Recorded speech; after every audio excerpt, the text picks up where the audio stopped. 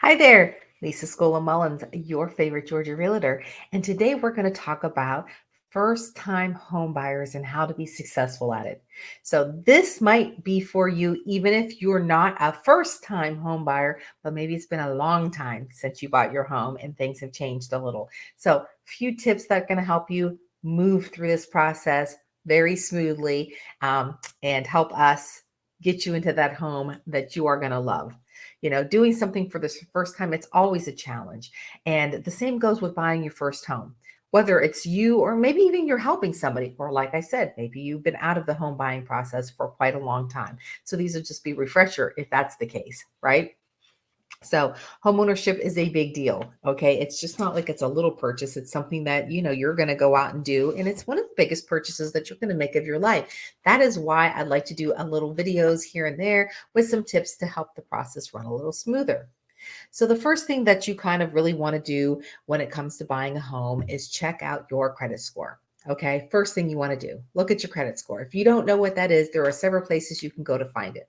One of the places you can find it are any one of your credit cards. If you pay them online, you can go in, pull them up, and they'll show you your credit score. You can also go to creditkarma.com for free, and you can have you can actually make an account and always maintain and look over your credit score. I've been doing that for a very long time, and it is very helpful. It's good to be on alerts for that as well. There's also another place out there that you can go to. I have it written down somewhere. Hold on. Annualcreditreport.com. So annualcreditreport.com is another spot that you can actually go to and check out your credit score. So that's the first thing you want to do. The next thing you're going to want to do is you want to calculate your debt to income or your DTI. So it is important when you're applying for a mortgage that you know what your debt to income ratio is, because that's something that they're going to look at as well. And how you can figure that out is, as an example, what you do is take, like, let's say you make $6,000 a month, so that's what you're making. You have about 2,700 in monthly debts. That DTI is 45%. So it's not hard. You're just going to divide them together. So it's a percent. You divide your monthly debts by your monthly income, and that's how you get that DTI. So check that out. And I know you want to keep that kind of low. Some of the lenders are like, between 20 and 30% is a safe DTI to be at, right? And then you're going to want to familiarize yourself with terminology. Before you get started, you're going to want to know, what the heck are they talking about? One of the things that I do as an agent is I do a buyer's presentation. When you're ready to buy a home, I like to sit down with you and go over the steps. And this is part of the steps, right? Is being knowing what your credit is, knowing what your DTI is. But I also have terminology in there, and that's very helpful, because that way you'll know kind of what we're all talking about when we're talking about the loan process or the offer process and all of that. And if you're not local and you'd like to have that presentation given to you because you're interested in buying a home, not only can I help you find that agent locally for you, but I will also do that buyer presentation via Zoom and show you what my packet looks like so that you can get a good idea of where you're at. You also want to familiarize yourself with all of what's going to happen, and that's also, like, it's in that packet, which is also good. So, things that you're going to need as a first-time home buyer, or any home buyer, right? That you might need some closing cost money. Like, oh, geez, Lisa, what are closing costs?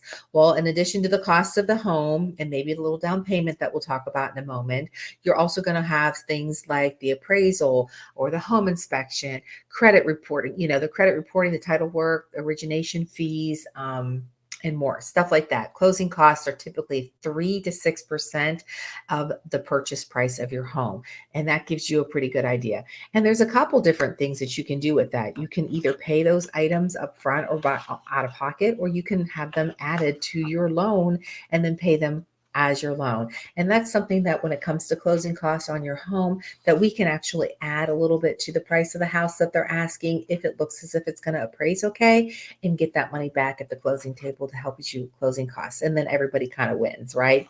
So that's just one of the little things that we could do for you as a realtor, that I would do and explain to you in the process.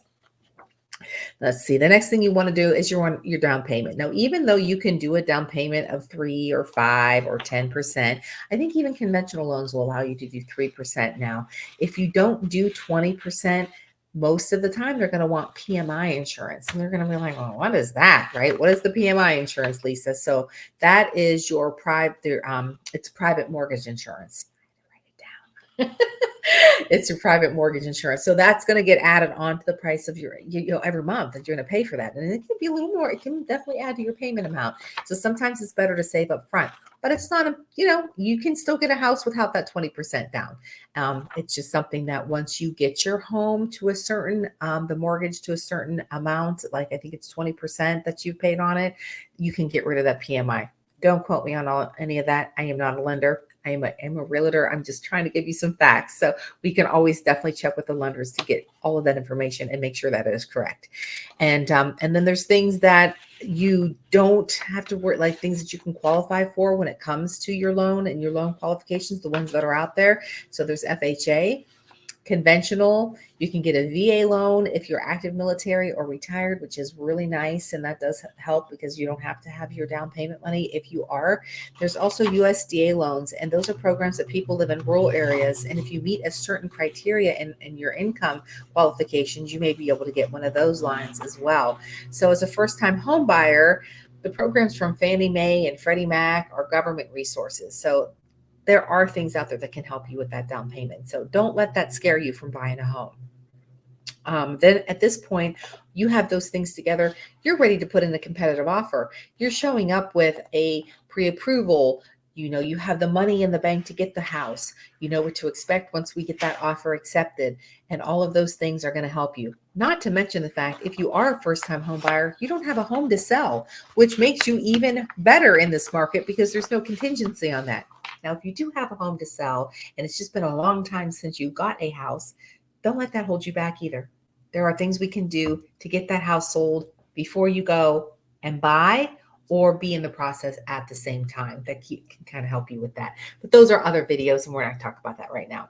So hopefully this helps you a little bit if you are a first-time home buyer. Just to recap again, some things that you're going to want to look at and do. You're definitely going to want to take a look at your credit score. You're going to want to figure out your debt to income ratio. You're going to be partnering up with a very good lender who's going to help you with all of the steps to explain what the loans are that are out there, how much money you're going to need to bring to the table so that you are prepared when we're ready to go look and put in that offer.